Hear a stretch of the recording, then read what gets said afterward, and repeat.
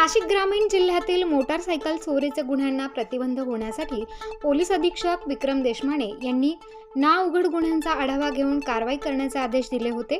त्या अनुषंगाने upper police अधीक्षक आदित्य मिरखेलकर यांनी नाउघड मोटारसायकल चोरीच्या गुन्ह्यातील आरोपींचे सध्याचे वास्तव्याबाबत माहिती घेऊन स्थानिक गुन्हे शाखा व पोलीस ठाणे प्रभारी अधिकारी यांना गुन्हे उघडकीस आणण्यासाठी सूचना दिल्या होत्या। त्यानुसार स्थानिक गुन्हे शाखेचे पोलीस निरीक्षक राजू सुर्वे यांच्या पथकातील अधिकारी व अंमलदार यांनी नाउघड मोटारसायकल चोरीच्या गुन्ह्यांचा समांतर तपास करत असताना गुप्त बातमीदारामार्फत माहिती मिळाल्यानुसार घोटी ते सिन्नर रोडवर सिन्नर फाटा परिसरात सराईत गुन्हेगार गुरुदेव खतेले हा चोरीची पल्सर मोटारसायकल घेऊन येणार असल्याची खात्रीशीर बातमी मिळाली। त्यानुसार स्थानिक गुन्हे शाखेचे पोलीस पथकाने घोटी शहरातील सिन्नर फाटा परिसरात सापळा रचून सराईत गुन्हेगार गुरुदेव काळू खतेले यास ताब्यात घेतले। त्याच्याकडून मिळून आलेल्या बजाज 220 पल्सर मोटारसायकलचे कागदपत्रांबाबत विचारपूस केली असता त्याने उडवाउडवीची उत्तरे दिली।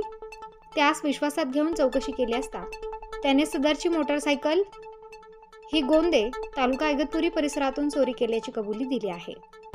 यातील ताब्यात घेतलेला आरोपी गुरुदेव खतेले यास अधिक विश्वासात घेऊन सखोल चौकशी केली असता त्याने त्याचा साथीदार शंकर एकनाथ गांगड नाशिक शहरातील अंबड आडगाव परिसरातून एकूण 10 मोटारसायकल चोरी केल्याची कबुली दिली आहे।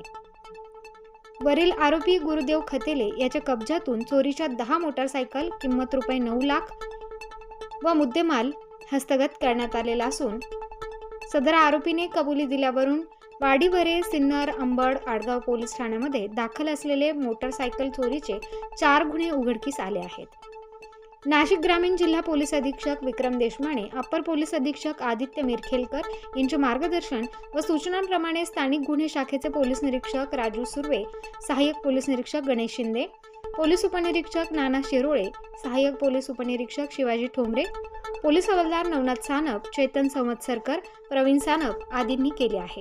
प्रतिनिधी मोहसिन पठाण, स्टार न्यूज, नाशिक।